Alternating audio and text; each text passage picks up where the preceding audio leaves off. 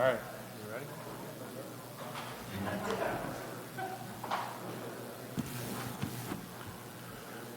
Okay, we're going to go ahead and get started. Oh, sorry for the volume. That'll wake you up from lunch. So we have that unenviable position of being the first session right after lunch.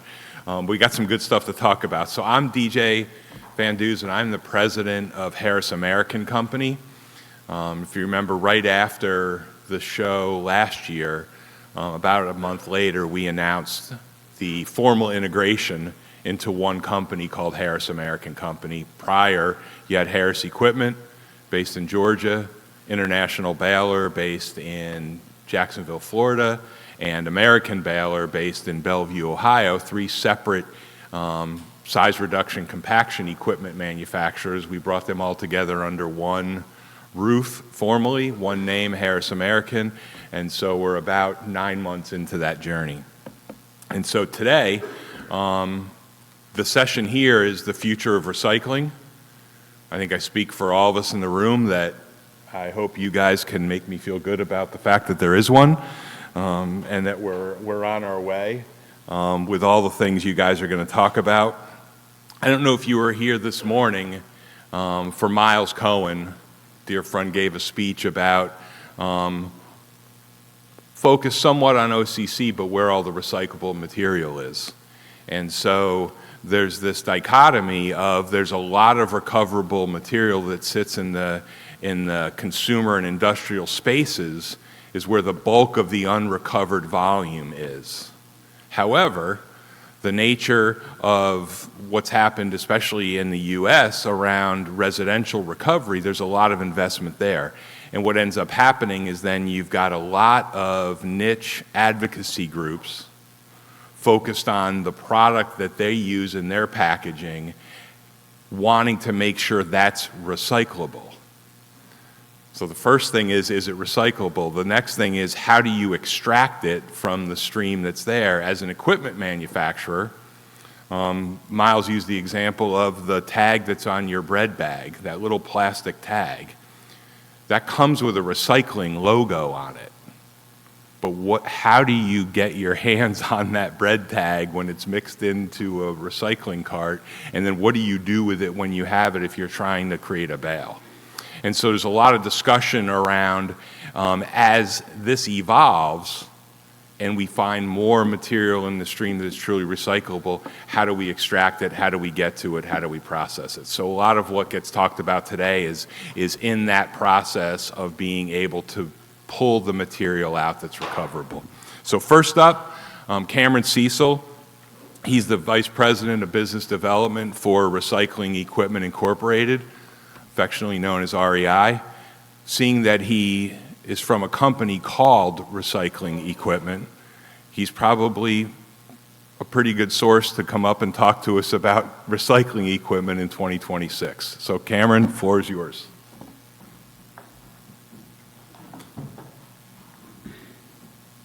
Thank you, DJ.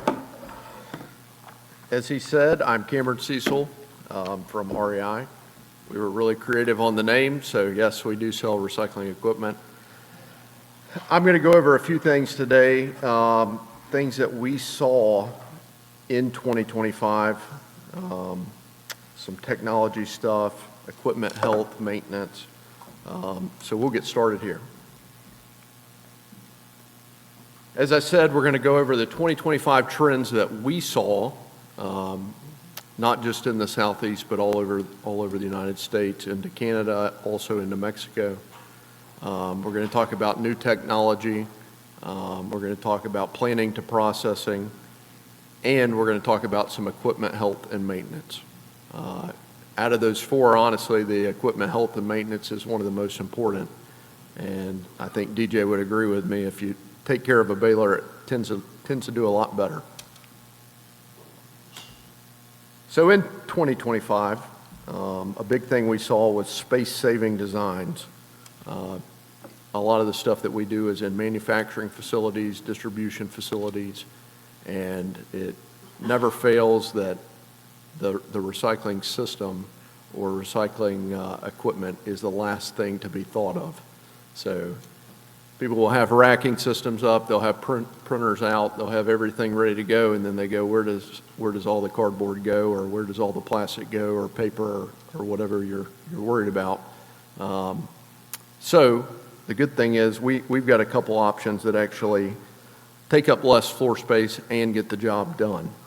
On the left, you'll see the bale tainer. This is a product that we offer from Strautmann. It's a very, very compact design, really good with OCC, PET. It's kind of a niche product, but it's really worked out well for a lot of people. The other on the right is a Harris American. This is a newer offering that they've had out a couple years now. Instead of having the large tire hanging out of the side, you've actually got it horizontal up and down, or vertical up and down, I should say. Something else we've been seeing a lot of, and this really was a strong push in the second half of 2025, is time-saving units. A lot of you guys are familiar with vertical balers. This is another product that we offer. Very interesting. You basically fill a collection cart, and instead of manually having to open the door and hand feed the front, you actually push the collection cart in and simply walk away. It's an automatic processor of OCC boxes. Once the bale's full, you tie it like a normal vertical and then you're ready to go. The hot topic the last couple of years has been labor savings. One of the most expensive things is people. We have been seeing a huge push for more automation, less head count, and that has caused a lot of people to switch from a manual tie baler or a vertical baler to an auto tie baler. Something like that's shown here, customer is pushing a custom cart into the tipper. It's dumping onto the conveyor and spitting out bales on the other end. Fewer operators are required. There's less material backup. It's much safer, and you're getting consistent mill-ready bales. We're starting to see more and more odd materials. On the left here, you see our roll shear. It can be anything from damaged rolls to rolls that have a little bit of material on it. You're basically wanting to cut it and help your downstream equipment process it even faster. A lot of the materials we see are paper rolls, film rolls. You're basically wanting to cut it, get that cardboard core out, and then send it downstream to a shredder or a baler or something that's going to have a lot easier time processing it. On the right, this is showing a big problem that we're seeing recently, and it's cores. Cardboard cores are very, very difficult to bale. They're very difficult to handle. Sometimes we're seeing cores that are 22 inches in diameter. They're 20 foot long. Your options are you basically have a guy with a sawzall cutting them. You're trying to shove them in a baler. You're trying to break them any way you can. The option on the right is actually something that we've got. It's a tri-shaft shredder that is mounted directly over a baler. It doesn't have to be mounted directly over a baler. It can actually be a standalone piece of equipment. But basically all you're doing is getting that material ready for further shredding or further baling. So we've seen a big pickup in that as well. Some things we've also seen is customers that are wanting different kinds of controls. They're wanting more safety features put on them. They're wanting basically something that's easier for any operator to walk up and be able to run. A couple are shown here. On the left, this is a shredding and baling system that we did. You can easily click on any of those green dots and it will pull to that exact piece of equipment. On the right, that's some controls for an air system. But that's something we're going to see, I think, more and more of in the coming year.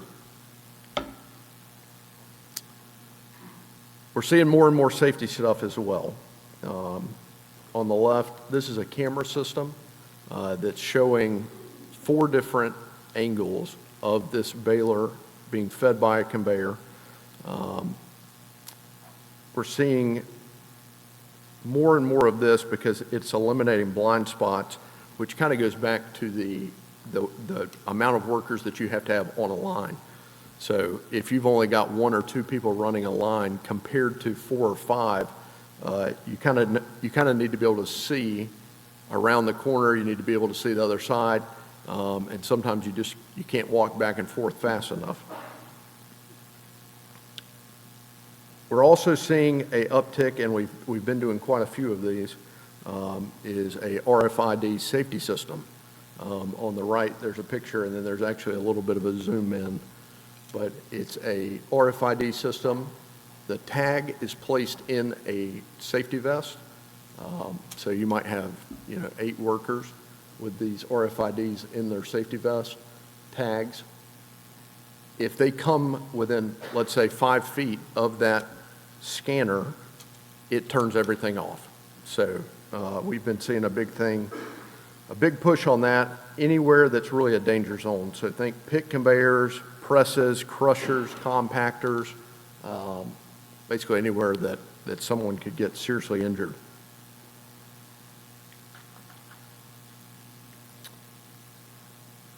We're also seeing an uptick with manufacturers offering smart diagnostics. Both of these here on the left, that's Bromadon. They offer a lineup of vertical balers. They're monitoring, analyzing real-time data. They're offering remote service support. They're also sending real-time alerts and notifications, letting you know if something's wrong, what to expect, what's coming up. Stroutman is on the right. This is a new program that they're running, very similar to the Bromadon one, but it's called Bale Connect. It's going to give you those same data points that you can track. You can see how many bales you've made. You can see service intervals that are coming up, et cetera. And really, that obviously will help service over time and help with your parts inventory, et cetera, but it's also set to help you with production. That way you know, hey, I've got a full trailer ready to go, or we've made 14 bales today, or something like that. This is under new technology, but I hated to put it there, and it's capturing material at generation points. On the left, this is a system we just finished. It's actually pulling from the 2 pictures on the right, but it's also pulling from the shredder, sending it to the baler. And this is something that we're seeing a lot more in distribution centers, manufacturers, printers, et cetera. I think this is something that's been happening over the last couple of years. Excuse me. I think this is something that's been happening over the last couple of years, but we've continued to see this more and more. Instead of loosely gathering material in carts, shipping it loose to a central facility, baling it, processing it, et cetera, we are starting to see recyclers. They are buying the equipment and they're putting the equipment at facilities, at their customers' facilities, and they're transporting bales instead of loose material. I think that's a lot to do with the rising cost of transportation, rising costs of labor again, but it's also a much easier process over time. The next thing is planning to processing. Something that we're really big on and that we push a lot.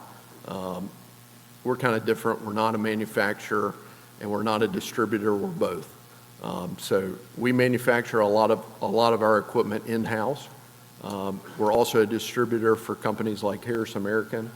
And that's a really positive thing going into 2026 because we can come in, do a complete system design, do all the engineering, install it, and provide the after-sales support that you're looking for. It gives us the ability to provide a customized solution for many of our customers. It also leads to seamless project execution where there's not a lot of finger pointing going on. What that leads to really long-term is partnerships and support with ongoing service, PMs, and PM plans that work. And that's something we've also really been focusing on to start this year. A few systems that we've designed, we've gotten some new software where we can actually show you the equipment on the floor. So while we're talking to you about something or while we're installing it, you can see in that iPad, you can hold it up and literally show exactly what it looks like. This gives you the opportunity to scale for the future. In particular, does this have a laser? It does. This system right here is a system that we designed with a tipper and a shredder. It also has a roll shear. But the whole system is designed to be modular and be able to add on into the future. So this particular system has got a granulator added and a baler added, and it's a scalable system that literally can grow with you. Size reduction on the front end. Something like a shredder, a roll shear, a lot of those products that we offer increase efficiency and meet throughputs that you're looking for. A lot of times customers are just going straight to a baler, circling back on the cores. If you've got large cores and you're trying to shove them in a baler and basically push the shear them off, make a bale out of it, you're going to really struggle. What we've seen is a huge increase in efficiency if you process it right on the front end. So if you're doing the right steps on the front end, whether that be a shear, whether that be a shredder, and it could be handling plastic, paper, different films, cores, any of that kind of stuff. If you're processing it correctly on the front end, it makes it that much easier on your equipment and to process on the back end. It's lower wear and tear, and it's easier to handle these tough applications that I was just talking about. Service agreements and PM plans. No matter who you're using for a service provider, you can probably talk to them and talk to them about a service agreement or a PM plan. It's a customized schedule really based off how much you're using the equipment. So depending on how many bales you're making a day, depending on how many tons per hour you're shredding, any kind of recycling equipment you've got, it's something that's super important. It's obviously important on what kind of equipment you buy and who you partner with on the front end, but on the back end, if you're not taking care of stuff, it's not going to last. Routine inspections, lubrication, wear part replacement, it's all stuff that maximizes uptime, but it's some of the most important stuff. If you get nothing else out of this today, that's something I would say really hone in and look and see what you're doing currently and evaluate it. Operator training. This is something that I think we all overlook a lot. It's stuff that's hands-on. It's real-world training for new employees or maybe even employees that you've had there for a while running stuff. It's something that we offer. It's something that a lot of other equipment providers or integrators offer as well. But it's something that it doesn't ever hurt to be retrained. It improves safety. It minimizes safety risk. You can do proper lockout, tagout procedures. You can also look at hazardous situations before they arise. This is another thing that really is important, and it's something to look into. Kind of going on the training portion of it, it's also important to do safety inspections and compliance checks.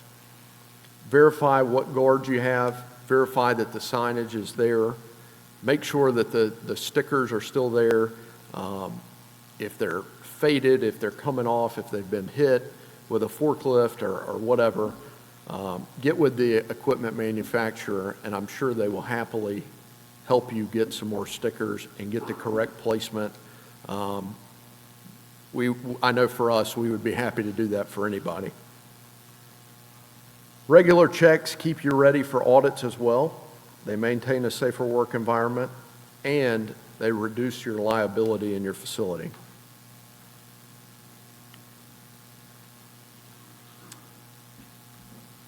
In addition to replacing wear items and wear parts and lubricating and changing filters and changing the oil on stuff, it's also important to look at retrofits or what major repairs you need to do to keep running at peak capacity.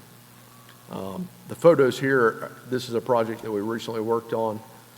It was an in-feed conveyor that I believe was there before we ever put this American baler in. The baler still running, and it was time just for a new conveyor to be put in. It's simple stuff like that. You know, the main pieces of equipment, they need the repairs, they need the new retrofits. But a lot of times you also just need to think, is this time to actually replace instead of keep dumping money and keep fixing stuff and Band-Aiding it. A lot of times it's just time to redo it. In addition to that, we've also been doing a lot of retrofits on fire detection systems. A lot of this stuff can be added onto a system if you've already got it. Something like a fire detection system can prevent a catastrophic event that you might have, especially with all the lithium batteries. I'm not an expert on fire or batteries or any of that, but there's a lot of guys that are. Definitely something to look into. As well as dust systems, that's something that always can be easily added, as well as filters. That's all I got. Thank you for your time.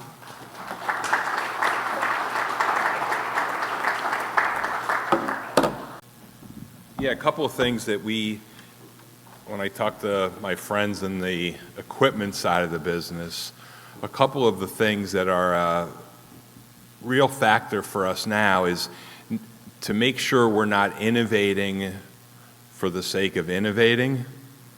And what I mean by that, you don't want to need an aeronautics engineer to run a baler. So how do we create a baler that does what it's intended to do, which is create a nice tight bale to your specification in a way, Cameron touched on it, that multiple folks have the ability to do that very easily with turnover that we see in otherwise. So the big thing is, how do you innovate in a way that doesn't create complexity? Which is, I'm not an engineer. I've got a bunch of engineers that work with me. And so sometimes it's hard to pull them back to say, no, the reason we're doing this is to make it simple but do what we want it to do. The second thing is, it doesn't sound really sexy if you're a customer, but design for manufacturability is really important. And we're spending across the board, equipment manufacturers, on that because, one, you understand that you can't spend $2 million for a baler.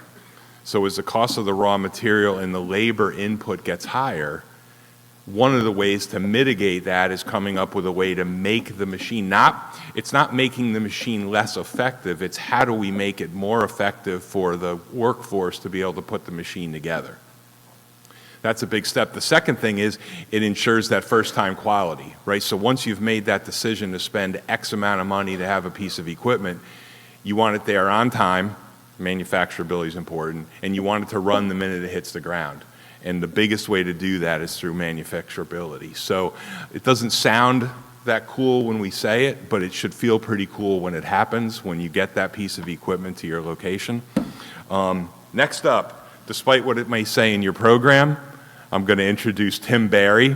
Tim is the VP of Sales for the Waste Division at STEINERT, and he's going to talk to you guys a little bit about how do we find out if there's a battery in the stream, and then how do we get it out, and a bunch of other stuff. Hey guys, thank you DJ. As he mentioned, I am not Idel Rodriguez. I don't know that I can pull that off, but here to talk to you today about myself, STEINERT, what we do as a whole, and then get into our ability to do battery detection and removal, because this seems to be a topic of interest across the industry. So first off, STEINERT, for those of you who don't know us, 137-year-old company, been around quite a while. Hugely popular in Europe. In the States, we're primarily known for our magnetics and our eddy current separators, right? So your overband magnets, your drum magnets, your eddy current separators, doing your ferrous, non-ferrous recovery in your facilities. We then, in the early 2000s, got into optical sorting technology as well, which brought in what we call our line of sensor sorters, allowing us to do plastics, fibers, as well as things like scrap metals and mining projects and things like that. So a little bit about STEINERT as a whole. We have 3 divisions. We have a scrap metal division, we have a mining division, and we have a waste division. And the waste division is what I'm over, and that kind of catches everything that isn't metal or mining.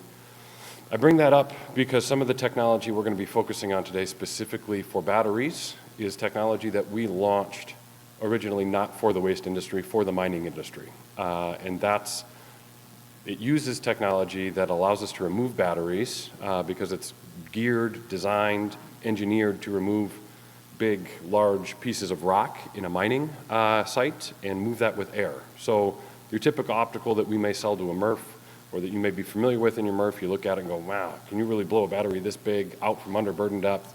Probably not. But when you start looking at the opticals that we're using in our mining industry that we can remove the batteries with, they absolutely have the power to kind of get those batteries up, get them out, and get them out from under burden depth. So I give you the backstory to say we've been doing this a long time in a lot of different industries, and that gives us the ability to kind of bring that technology across the markets and see what fits to solve problems, that we may have not originally designed the machine for. So our magnetic portfolio, this is what we're known for. If you have some of this stuff in your facility, you're not happy with, it's not yellow, and you're not happy with what it looks like, come and talk to us. We're the yellow magnet guys. We can help you replace it with something that's yellow. Bunch of benefits about what we have to offer. I won't go into our specific stuff. If you're interested, come find us. Myself, my colleague Scott Chase is in the back of the room. We're probably 2 of the bigger guys walking around here. We're hard to miss. We're in white shirts. Come find us. Our sensor sorting portfolio. So let me see if I can find this. Whoop, there's the dot. Okay, so this stuff here at the top, KSS, XSS, ISS, these are the machines designed primarily for our mining and metals industry. These machines here at the top are the ones that we will use to do the battery sorting, and we'll get into that in a little bit. We also have this other portfolio of sensor sorters. This is what you're probably used to seeing in a MRF. Can we go backwards? There we go. We do a flake sorters. We have your standard kind of belt sorters that you'd see in a MRF, film sorters, the whole 9 yards. So again, if you're interested in some of this other stuff, we have it. Happy to talk to you guys about it. But focusing on the battery stuff. How do we see it, and how do we get it out of the system? So everybody in here is familiar with battery fires, right? Whether you run a MRF, or you see it on the news, or you have something in your house that you plugged in for too long. Batteries are prevalent, and they're only being used more and more, right? Everybody's trying to get away from corded whatever. So they're going to keep being an issue. We are trying to help the industry come up with a solution to get them out of the system, to remove them from the line and help improve safety and reduce and mitigate that fire risk. So will that play? There you go. So the little video on the side there is one of our units. You see the air bars and things like that are a little bit beefed up compared to what you see in a standard optical in a MRF. And we can throw everything up to like a golf cart size battery. So we can also take your embedded batteries in your cell phones, your laptops, your toys, your power tool batteries, all that type of stuff. And if they're under burden depth, if they're under paper, OCC, plastic in your MRF, because we have the ability to throw rocks like this with air, blowing batteries out from underneath paper and plastic, no problem. That being said, in your MRF, if we're doing this front of the stream and there's a bunch of stuff sitting on top of your battery, you are going to have material loss, right? So if there's an application for this and you want to get the batteries out and then talk about, hey, how much material are we losing? Is there a way to recapture that, get it back into the system? We can help you with that as well. But most people say the important part's getting the battery out, and we can help you with that. So we can get the battery out a couple different ways. There are some batteries that are ferritic, right? You pick up with magnets, so we can put some magnets in place to try and help with some of those. But the tool that we're primarily looking to use is that KSS system. So where this would go in the system, ideally, and I know MRFs in general are a lot of stuff packed into a small can to begin with, right? So I know there's not a lot of room. But in a perfect world, we would love to put this system up front, like just behind an OCC screen, right? So you get your pre-sort out, you got your big heavies, your brake rotors, your bikes, your filing cabinets, those are all pulled and somebody gets those off the line, run it through an OCC screen, you get your big OCC out that would block up, you know, kind of clog things up, and then we would take that material and run it right through one of our machines. That material is going to that machine is going to run that material through the machine. We use an X-ray technology. We have partnership and exclusivity for the waste industry with Smith's Detection, same type of X-ray that you all probably saw at the airport on your way down here if you flew. They're well-known X-ray manufacturers. They manufacture the X-rays for our units. That material goes through the machine. So regardless of the burden depth, this tall, singulated, whatever, it's an X-ray, so we're going to see it. We're going to find that battery in there. If there's a battery, we're blowing it out. Again, if it's under 6, 8, 10 inches of burden depth, we're still getting the battery, but you're probably losing that material that's on top as well. We got to figure out how to get that material back into your system. But material run through there, battery comes out. That material that then falls through the optical would be pushed back into your system where it currently stands, and then off you go downstream, no batteries in your material stream. So we also have the ability to, with our X-ray technology, do separation of batteries. So as EPR starts to develop in this country, as you know, it has in Europe, and it's starting, you know, to push forward in Canada, our units actually have the ability to determine battery types from one another as well. So nickel metal hydride versus nickel cadmium versus alkaline, lithium primary, the whole 9 yards. So at some point, there's going to be a need to separate these things, in whether that's at the MRF level or battery recyclers will then need to take them from the MRF and separate them out for EPR purposes. This unit has the ability to do that as well. So you're kind of future-proofed in that instance where it can grow with you and grow as the industry needs. So again, for this, whatever your battery type, however many cuts you need to make, we can circle that back through the machine, have different programs, recipes, make all your different cuts, pull out all your different batteries. We do have different technologies and belts and things like that that we've used on our units to prohibit rolling items, right? Because you got a lot of those batteries that get on a belt and they just like to roll. We've solved for that. So we really are trying to bring a solution here that's going to be helpful, going to improve safety, going to solve that headache that kind of keeps us all worried. Here's a different video of the batteries being thrown. You see we have no problem, you know, these are large power tool batteries, throwing them quite a ways. Again, this machine was made to throw rocks in a mine, right? So batteries are not an issue. It's a little bit different than what we make that we typically put into MRFs. That machine wouldn't be able to throw batteries like this, but we kind of brought that cross-functional machine over and we can help. So that's what I got for you. Like I said, my name's Tim. I'm with STEINERT. Scott Chase, my colleague in the back. We're both walking around. We don't have a booth, but grab us. We'd love to talk to you. You know, have a drink, tell you what we can do to help, and thanks for having us.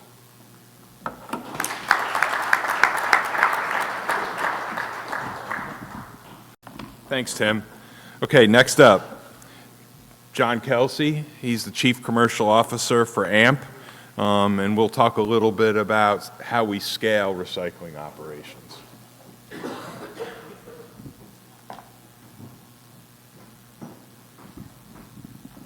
Thank you, DJ. Good afternoon, everyone. If we think about the opportunity that exists in recycling, we've all done a great job in single stream and organic source separation. But there's a big opportunity relative to what's in MSW. So we'll talk about MSW processing today, and I want to talk about the elephant in the room around it too. There's been a lot of other companies that have tried and failed, maybe that have tried and failed due to economics, due to the process. And so where we are now with AI as a country, as a world, it is now possible to do. And so if we think about $250 billion of materials we throw in our garbage globally, there's a significant opportunity to go out and divert that type of material above and beyond source separation. And 7 out of 8 different items are actually disposed of via landfill or incineration. We'll talk about some of the market problems, the market opportunities that exist. If we think about our founder, Matanya, most of us know AMP as a robot company, and we've changed our philosophy around that. We support the robots we've sold, 400 robots out there, over 100 accounts. We're not walking away from those. We'll continue to support those forever. But when it comes to new programs, we're the designer, the builder, the operator, and the maintainer of these facilities. And so from a recycling standpoint, we haven't moved the needle in 15 years in the States. So we need to get to the point where the technology and the economics work for us, and we're at that point now.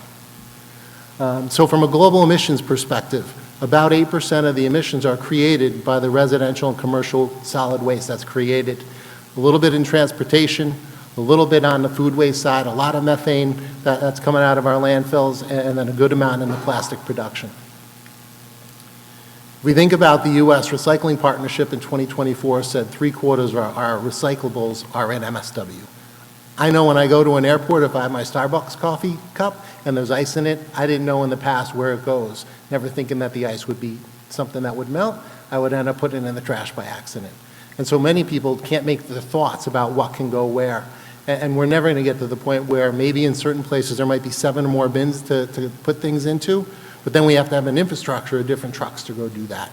There's an ability to take MSW and sort it now at scale. So if we think about what's changing in the market, different countries, different municipalities are stating goals. Hey, I need to divert 80% from landfill by this year, or I want to have a transition of 50% now and 80% later. If we think also about the whole idea of landfills filling up, there's more than a handful of landfills that'll close this year, and in the next 5-10 years, more landfills are going to close. From a regulatory standpoint, there's not an interest in many markets, or there's an inability in many markets to build more landfills. If we think about on the carbon side, there's taxes in Europe, there's taxes in the UK, and there's some municipalities here in the States that have carbon tax for burning plastic and other materials. So those fees are actually going to make it more amenable to go out and recover those materials from MSW. If we think about where we are today as a society, the capabilities are there to sort and the ability to get the materials of offtakes out. So we'll talk about those offtakes in a second. Right now, we're at the point where that 90% is a goal. We're hitting 97-ish percent, 98% with the plants we're operating today. So visually, we see the item. Downstream, we sort it, and we see how efficient we are in the actual removal of those materials.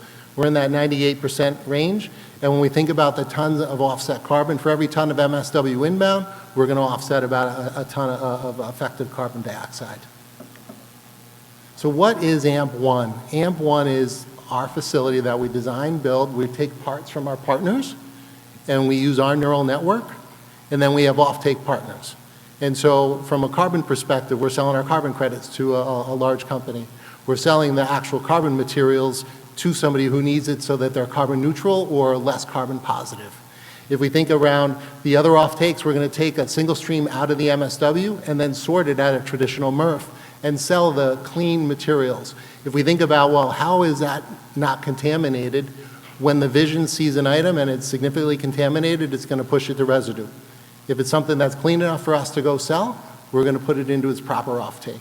So it's not like we're taking all this material, we're getting in the 2/3 range of diversion, and we want to continue to grow that point. But we will build these facilities in a very tight space. As small as 10,000 square feet, we're putting these facilities in, and they're modular. They're 15 ton per hour, 25 ton per hour, and then a 50 ton per hour.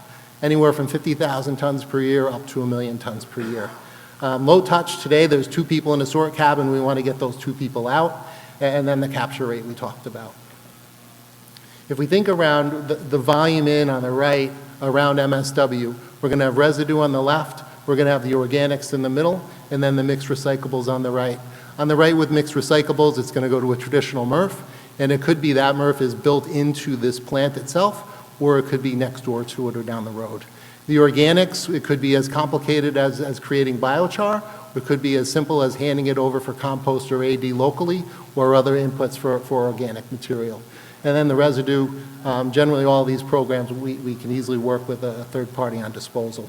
They're usually brownfield sites we're working with so far. Occasionally, 1 out of 3, 1 out of 5, we're going to have to put up a building with our client. For the most part, they're going in buildings that exist and just putting that facility into the footprint and designing it so it can flow well within that facility. So the 400 systems we've had out over the last 12 years, across 11 countries, 3 continents, 100 different facilities.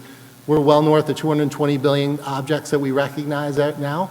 And so we know what's what, and then we'll sort it down the line. Today, we have 4 existing facilities that we're operating. There'll be a 5th online this year, and there'll be a 6th and a 7th next year. And so all that data we use for future. And if we think about some of the geographic specifics, we can see what materials are similar. If you take a ketchup bottle, it might be a different material in Europe versus what it is here, and the neural network knows what it is, and we can retrain that neural network as well. So if we think about the design, the idea of diversion is we want to get to 90%. We want to get to 90% of materials we can get out of disposal via landfill or incineration. It's adaptable. EPR is going to change the packaging used, state to state or overall, if we think of the Colgate example. So it's going to continue to be adaptable. It's not like we're designing a mechanical system to sort things. We're actually using vision systems with RGB cameras and actually identifying what it is and sorting it downstream. When it comes to the end product, we know what we're generating. We're barcoding every bale. We know what the inputs are. We know what the quality is. And if we get any feedback from off-taker, we can dial it back to that bale that we delivered to them. And then from a funding perspective, it could be we have a client that wants to use their capital. It could be our capital. We have project financing set up for all these programs and really comfortable setting up the funding if the client doesn't want to use their own capital. Wanted to go through that pretty quickly, give us time for questions as we go, but I appreciate the time today. Thank you.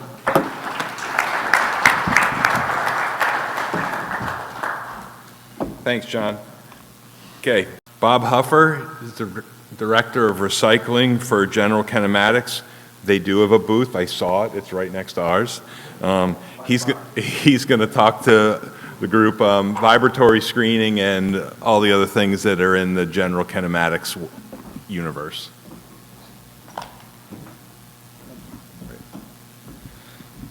Thanks, DJ. Yeah, my name is Bob Huffer. I work with General Kinematics. There we go. Thank you. Needed that. Been with the company for just over 30 years. Myself live in the Southwest Florida area. Being in this area, this region, it's definitely a high focus on recycling. You know, along with a lot of the East Coast, West Coast, Midwest, maybe not so much, but certainly in the heavy populated concentration zones. Have a pretty good background in the recycling space, and as DJ mentioned, we're inside at booth 41. Just wanted to touch on some of the trends that we're seeing, and my talk today will be a little bit more focused on C&D and MSW as the primary waste streams that we're handling and working with. General Kinematics, just in general, I should have noted, been in business since 1960. We are based in Chicagoland area, headquarters there, 300,000 square foot under roof. That's where we do all our engineering, manufacturing, so all proud to be U.S. made. Again, back to the C&D and the MSW. One of the big trends we're seeing is higher volumes, and with higher volumes comes more challenges. Maybe it's an existing process, maybe it's a new process coming online, but everyone is looking at trying to produce more. Obviously, if you can do it with less labor, fantastic. But all of these material streams are very light in nature or low density. So you're really challenged sometimes by the volume of this material when you start talking about, you know, running from, say, 500 ton a day operations all the way up to 1,000, 1,200, 1,500 ton a day operations. But those are some of the challenges that are out there that we've been seeing and trying to help design around. Other operations that are creating, well, we're looking at in the system design side, creating more fractions. And as I mentioned, as this volume increases, now it becomes, you can't just put on a 72-inch wide, 84-inch wide belt conveyor. You're talking about piles that would be 4 or 5 feet tall. So now what we're trying to do is segment the material by size fractions. And size fractions work well for any other downstream processes, no matter what it is, whether it's robots, robotics, density separation. The more you can make your material more uniform in size, the better, the more efficient. Everything will be downstream. I think the gentleman here across the table would probably agree with that. Some processing lines aren't always really going after the recycling component either. That's, I don't want to say a new change, but more of a shift that we're seeing in some of our new system designs. A lot of guys are going after fuel products, biomass, other things that are combustible from a fuel standpoint, RDF, that sort of material, fibrous content, high BTU. And in those cases, you're still doing some of the same separations. However, you're now just looking to pull contaminants out of a stream, not necessarily going after recoverables. Some of those plastics, you're not worried about them. You actually want them in a high BTU fuel stream. And then certainly I think it was noted also by Cecil is the talent level of people that are running the operations and trying to maintain the operations. The reality is today a lot of young people aren't too super interested in getting in recycling operations.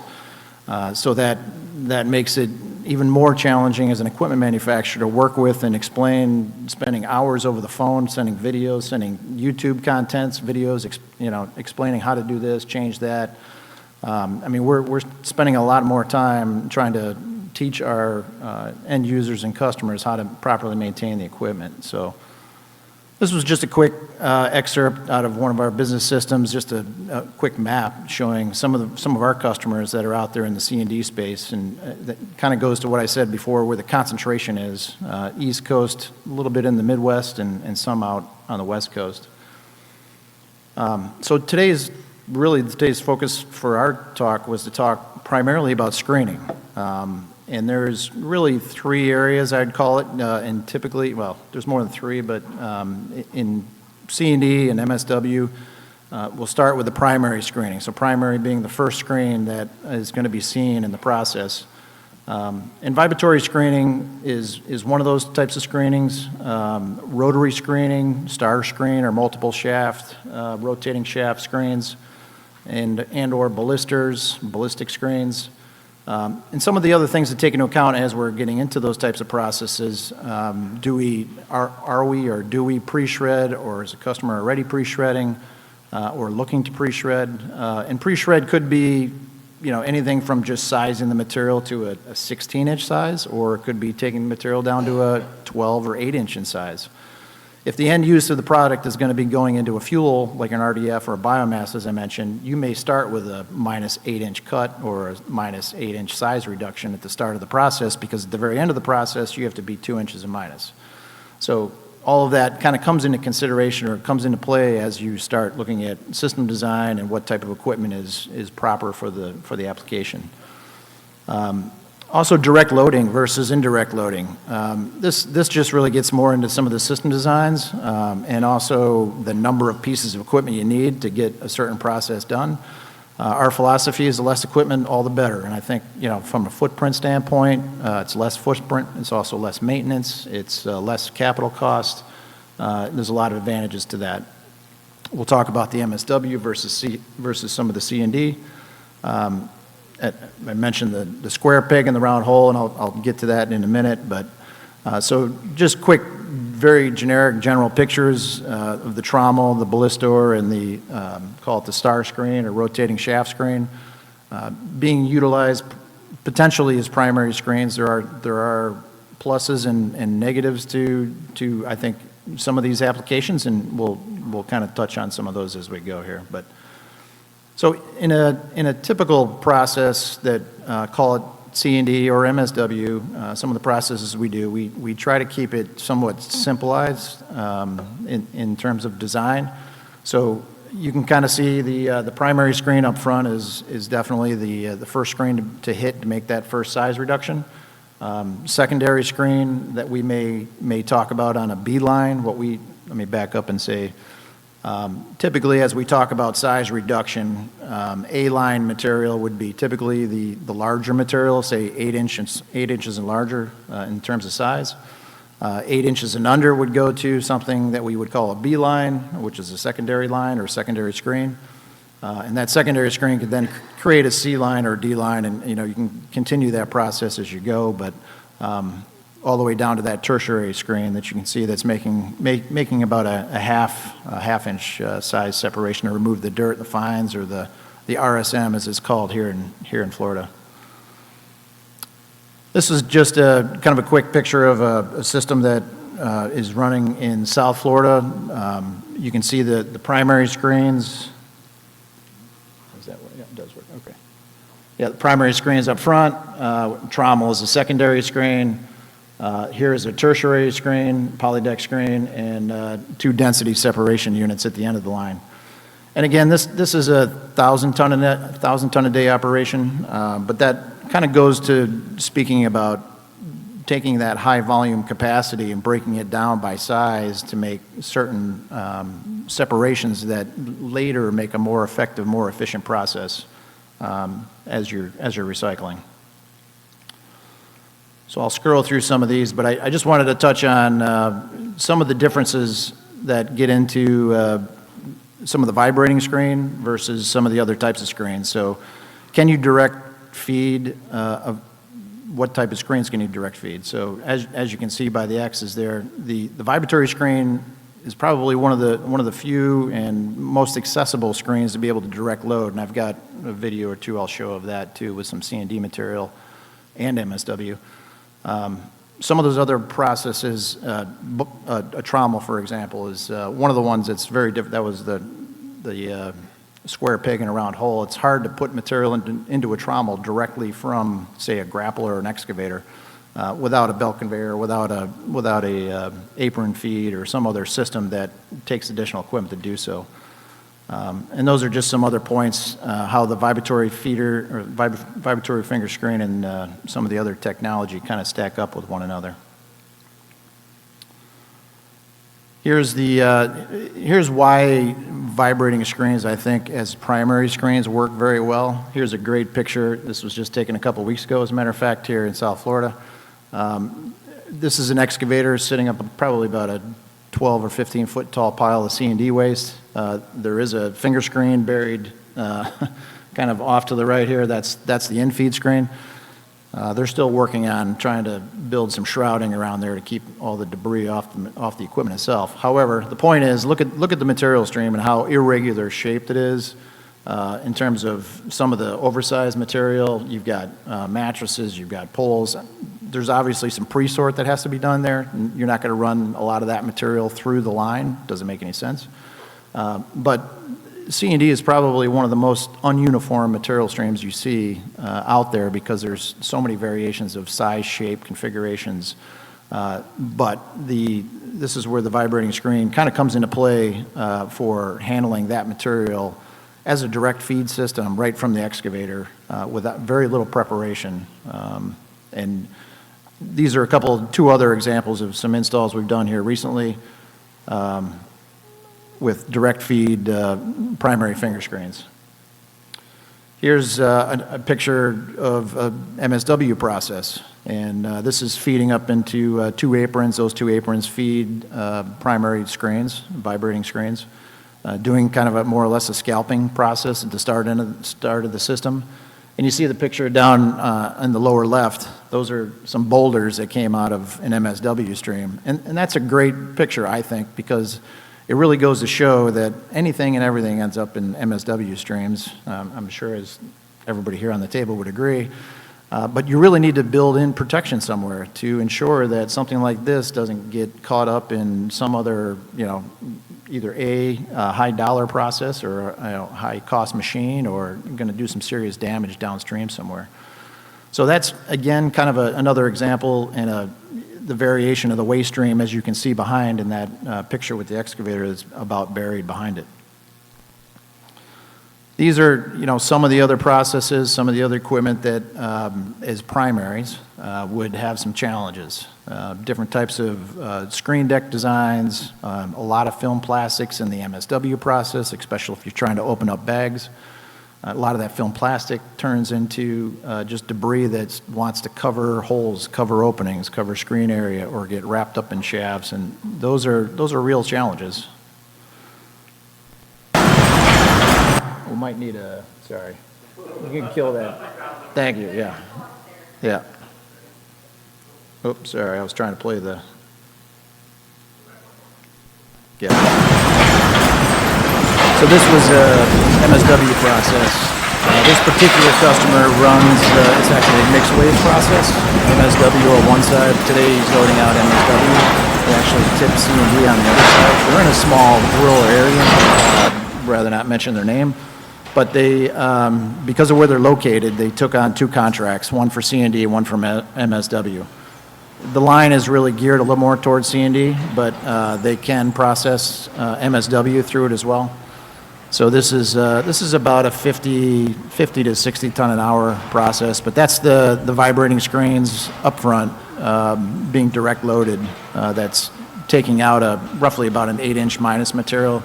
You can just barely see the magnet kind of off to the right. That's where the unders material is going, all the over material coming up to a pick and sort line.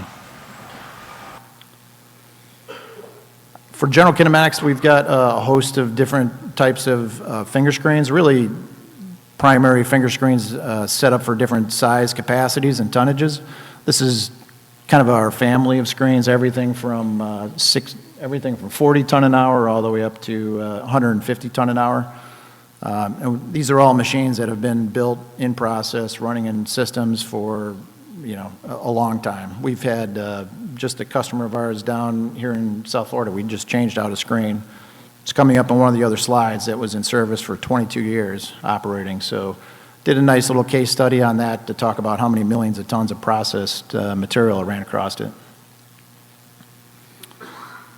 These machines aren't small, they're big, and in some cases we're putting them up on some pretty high structures that puts your loader, your excavator up a little higher as well, but doesn't seem to have a problem, still making that load and being able to process the material. Yep, this was kind of one of the examples I was bringing up. It was I guess the name is on there for WM, but that did come out and it was in service for roughly 22 years before it was replaced. In this particular case study, they had 2 primary screens that were sized for about 1,000 ton a day. That plant only really ran about 800 ton a day. So as we were getting into the redesign, rather than just replace what they had, we were talking about how do we do this in a smaller footprint.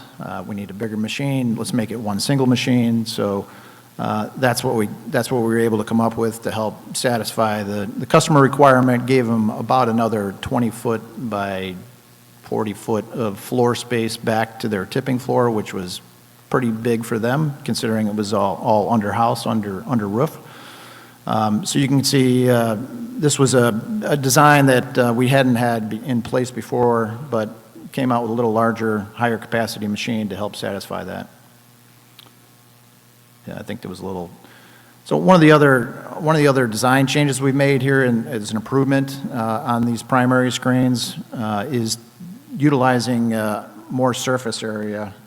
Excuse me, I thought I had this pan over video. I guess it's not on there, but anyway, the finger decks themselves, they have a larger opening area in the screens. So that allows for us to do more of a better screen area within a certain footprint. And that was one of the requirements we needed for this job, which we were able to meet and actually exceed overall in the end. So a little bit about secondary screens and tertiary screens. So these are the screens that would come after the primary, obviously, and usually sometimes they're taking out the fines right there. Sometimes they're making a mid-size cut, 4-inch versus, say, a 2-inch. Again, kind of the same list of screens I had before. I guess the new screen we would add to this list is a polydeck screen. And those polydeck screens, certainly when it comes to some of the wet, sticky material, whether it be in C&D fines or organics and MSW, certainly are some of the better handling for that type of material, for the buildup, the sticking, all the other cleaning and maintenance challenges that come with that. Yeah, talked about the organics, okay. Yeah, just similar photos before, just kind of showing a polydeck screen, what that might look like also as part of the mix. And here's that same graphic I showed earlier. So the tertiary is, secondary and tertiary are really the last two sizing steps before you're going to go into either density separation or depending on what other step of the process you have, this might also roll into either robotics or optical sorting downstream from there. Yep. Somewhat like I mentioned before, I'd say the polydeck screen is definitely one of the more useful ones that we find, a high use for that secondary and tertiary.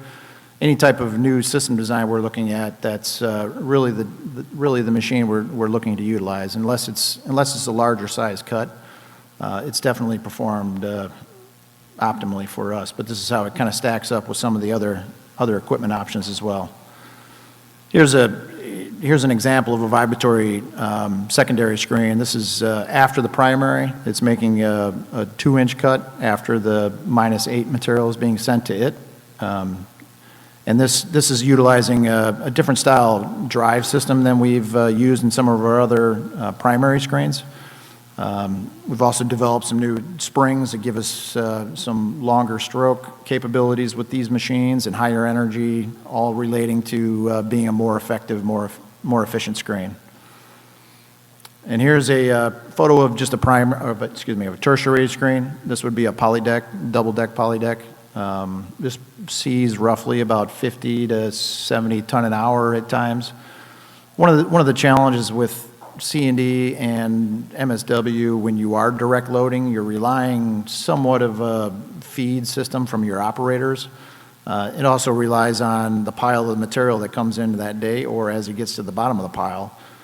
Sometimes he's grabbing, a bucket load of fines, all fines, and if you're grabbing too much fines at one time, you're going to surge your system with fines rather than mixing fines with bigger material. So there's some learning opportunities there to make sure your operators, your loaders are trained and well knowledgeable how that's going to affect the downstream process. But you've got other equipment that you're putting into place to help level out or take some of those surge capabilities as well. There's a quick video of C&D material running on a top deck of a double deck polydeck screen, and you can see it's got good action on it, good screening. When that material comes off, you don't see any fines on the top of the top deck or top of the bottom deck, and then the fines that drop through both decks, you can see a photo off to your left. They're right underneath the machine. That's about a ½ inch minus material. Makes for a nice uniform material. Typically landfills like that material. And here's a direct load primary screen. Just wanted to share that little video too. Yep, this is all C&D material. This is one of the facilities that runs about a 1,000 to 1,200 ton a day process, relying on that loader to keep that material full. Quick photo shot of what I was describing a little bit before about the fingers. This is the screening media that's on the primary screens. The photo on the left shows really some of our older design, long fingers, long tapered fingers. We've moved more towards a more shorter finger design, and that has given us a lot more open area. You can physically see it, the difference between there, anywhere from, say, 30% open area all the way up to 50% is where our new screens are today, which is all helping with that screening efficiency and making sure we're pulling out all the -8 material as needed. Yeah. So there's another type of screen that we've also developed here in the last several years. It was called the Finger Screen 2.0. We've had a little bit of a name change to now we're rebranding it as the Velocity screen. And this screen, just by nature, there's a video I think that goes with it, yeah. This screen is a little bit different design in the fact that it doesn't have a balancer, what we call a balancer with it. Our traditional screens, the C&D screens, have a balancer which counteract the body of the machine to help minimize some of the force transmission. This machine uses two bodies, two vibrating masses that run just opposite or out of phase with one another. And because of that opposite, out of phase movement of the two bodies, we get cancellation of forces that way. So that's one of the benefits of this machine. The secondary benefit is that we're achieving about an inch and 3/4 stroke on this machine, which translates into a higher G level, higher energy, which is really what's needed with lighter, low-density materials. So this has been really good for industrial commercial waste. It's been good for MSW streams. Definitely good for C&D as well, but C&D is really more for the heavier traditional style screens. But here you can kind of see what happens on a screen like this. Obviously you've got all your material in feed comes as a primary. Your oversized material stays on the top deck, and your unders, your finer material rides along on that lower deck. All while the machine's vibrating. So you've got the overs and the unders coming off the end of the machine at the same time, typically taken away by belt conveyors. Yep, primary, secondary screen. Here was another quick little video. So this is the velocity screen. This is running C&D, but this site was also going to be running some industrial commercial waste as well. But that's I'd say a hybrid where we could run both types of streams all at the same time. But it does have a good travel rate on it. Typically, material travel rate on a traditional screen is anywhere from 40 to 45 feet a minute. On the velocity screens, we're anywhere from 60 to 80 feet a minute. So big difference when it comes to that higher level of energy, faster travel. This just shows one of the same system just further down, but that's one of the vibrating secondary screen before the destoner. And then lastly is the free flow screen. The free flow is another variation of screening, also new to GK. The free flow is basically a finger deck on top, which is similar to the others. However, there's no bottom deck to it, so everything would drop right through the machine. We can take that material, the unders, away on a belt conveyor. That belt conveyor can go in either direction, which helps for some flexibility in layouts and designs. Also removes that lower pan, that lower carrying of the fines, where a lot of material may stick or build up, causing an area for maintenance. So. That's been a nice improvement, addition to our already line of equipment. So there's my contact info. We're at booth 41, Alan Grove, my colleague and I. So stop by and talk to us. Be happy to chat. Thank you.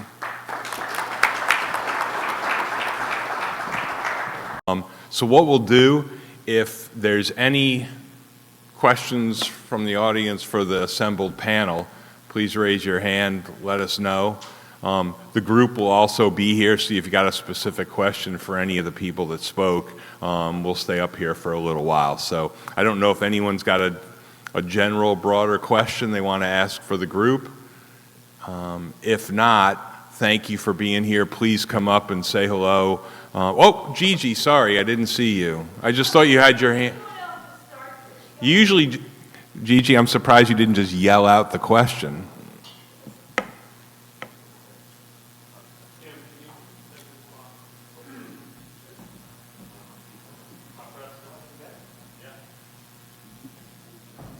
Check. Don't tempt me with a good time, DJ. Hello, everybody. I'm Gigi, and I'll have several questions, but the first one I'm going to go with STEINERT on the battery separating. First off, thank you for that technology. I think that's real exciting. Speaking to the next level of that, once it's sorted out of, let's say, a smaller MRF, where is that going to go? If it's not already a disassembled part of a previous unit, such as a battery toy, say the whole thing is thrown over because it, waste recycling and there's a battery in it. what tends to be the next step for that unit? Can you hear me? Yep. So there's a couple different options. We've looked at this with customers, and the unit's like an optical, right? So when you throw it over, typically you're going to have a takeaway conveyor, and depending on where that goes in the location of it in a facility, we've worked with people that have that conveyor go directly outside, right? So if there's batteries on it and things like that, it's going outside, dumping into a outside type of bunk, outside. Receptacle, an outside receptacle, so external from the facility, so it's safer? Because not all, like sometimes whenever we pick up recycled batteries, we want them taped off or processed in a certain way for transport. Correct. So that's, yeah, we haven't a lot of people have that conveyor go straight outside, and we model that out to like just an outdoor bunker concrete wall type of thing when it all dumps outside. And then there are some people that are then looking at collecting those, and depending what their battery offtake is, putting them in barrels with certain, whether it's DE, matter around them, or sand, or something like that that makes that battery package now safe to ship and somebody come pick up. But largely we're talking with people about conveying that stuff directly out of the facility. So I don't know why I keep losing. Hello? Yeah. I don't, a lot of it depends on the battery offtake, but we're getting it out of the facility, so if anything's hot or smoldering or things like that, fire risk, it's out of the facility and not inside with all the fuel to burn the place up. And you referenced that if it's blown off of material on top of it, that material has to be sorted. And then, so I would just request the decks, because your line item flow is hard to read from back here, but it seems like it would be an automatic process just to put that straight unders and back through. Yeah, we could. So depending on your presentation to the battery sorting unit, if you're dealing with a lot of burden depth and we're blowing batteries out, then you're going to have more oversort that you're going to have to worry about getting back in. If we can do a good job metering that material to the optical, whether it's with a screen or something like that, then you're going to have less of that. So it's really going to be a matter of, when we're dealing with oversort, looking at your specific facility to say, what do we expect oversort-wise here? How much burden depth do we have? And then what are our losses going to be, and how do we want to get that back in? Are you going to have, another sort of traditional style optical that'll pull all the commodities and push that back in on another conveyor, or how do you want to do it? Putting people there to hand sort it is kind of counterintuitive to the safety piece, right? Because you're trying to get the batteries out. To put people there would not make a whole lot of sense, but there are ways to automate that and bring that good material back in if you're losing too much. Okay, so last question on the sorters. Don't get up that DJ. But so retrofitting for a current facility, like there's smaller facilities that are only 5 or 10 years old, and this wasn't a concern. But you said this is a C&D crossover machine, sounds kind of large. Do you have retrofit options for some of those, like municipalities that have already funded a rebuild and this isn't part of that plan? Or any funding sources to help them do that? There are some battery grants and things like that, right, that can be leveraged for some of this. We don't have, we're not the ones offering those, but we can help you kind of find those and track those down. It is a larger machine, right? It's a big boy optical. It's probably 10 feet wide, 25, 30 feet long. So it's not probably just going to stack right in like cookie cutter, but we can pull the material out, kind of run it, find some space, run it to this machine, and then, run the material back in and keep it going through the process. So front of systems, are very tight to begin with. But we can get creative. We can find a space for you, even if it's outside, kind of over cover, run it outside, run the material through, run the material back in. All depends on how flexible you want to be, but we can find a spot. Okay, thank you. Yeah.